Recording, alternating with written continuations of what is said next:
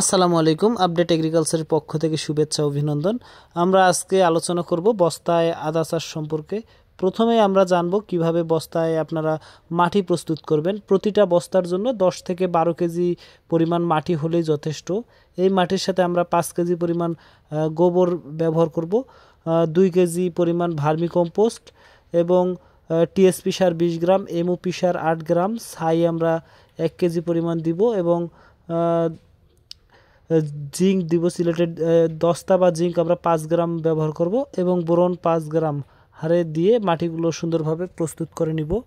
বস্তায় আদা রোপণের উপযুক্ত সময় হচ্ছে এপ্রিল থেকে মে মাস অথবা বাংলায় চৈত্র বা বৈশাখ মাস। আদা লাগাতে হবে এই সময়ে, আদা লাগানো সবচেয়ে উপযুক্ত সময়। বীজের আপনার বীজ হিসেবে আমরা বাড়ি 1, 2 বা বাড়ি 2 জাতের আদাকে নির্বাচন করতে পারি। আপনারা চাইলে আমাদের কাছ থেকে আদার বীজ অথবা চারা সংগ্রহ করতে পারেন।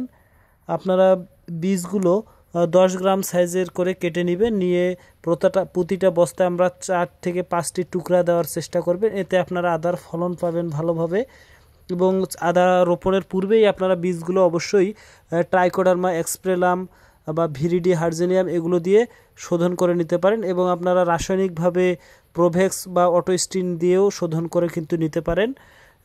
এই হলো আদা চাষের প্রাথমিক আপনারা রোপণ পদ্ধতি। এরপরে আপনারা আন্তঃপরিচর্যা হিসেবে একটু আগাছা দেখা দিলে সেগুলো নিড়ানি দিয়ে পরিষ্কার করে নিতে পারেন। আর তেমন কোনো সমস্যা নাই। আর প্রতি সপ্তাহে আপনারা ছত্রাকনাশক ও কীটনাশক স্প্রে করার চেষ্টা করবেন, এতে আদার ফলন ভালো হবে।